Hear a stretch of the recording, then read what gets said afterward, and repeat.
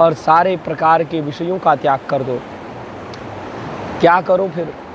बोले राममेव परात्मानम, परात्मा राम का भक्ति भाव से भजन करो। राममेव परात्मानम भक्ति भावेन सर्वदा। भगवान श्री राघवेंद्र को पर परमात्मा मान करके भक्ति भाव से सदा उनका भजन करो।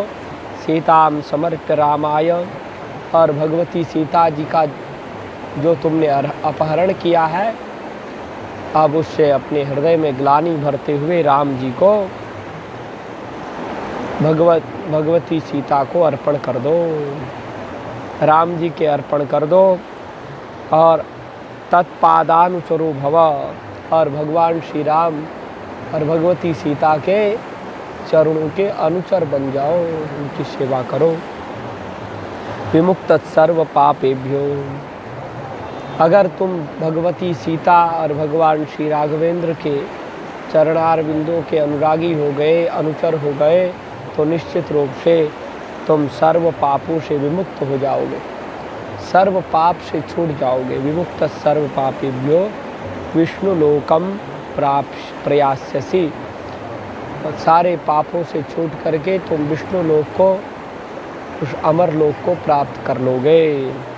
अगर ऐसा तुमने नहीं किया, नोचेत गमिष्यसे धोधा पुनरावृत्ति वर्जिता, अगर तुमने ऐसा नहीं किया तो तुम नरकादि लोकों की ओर आगे बढ़ोगे, नीचे नीचे गिरते चले जाओगे। बार बार तुम्हारा जन्म होगा, बार बार तुम्हारा मरण होगा, पुनरावृत्ति को प्राप्त हो जाओ। आ जाओ, जाओ, बस बढ़िया जी, आओ बैठो। देखो रावण को क्या कह रहे हैं? सुख।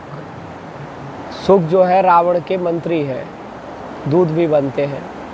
तो वो कह रहे हैं कि देखो भगवान राम का भजन करो, जो गलती हो चुकी है वो तो अब होने, उसमें सुधार कर लो।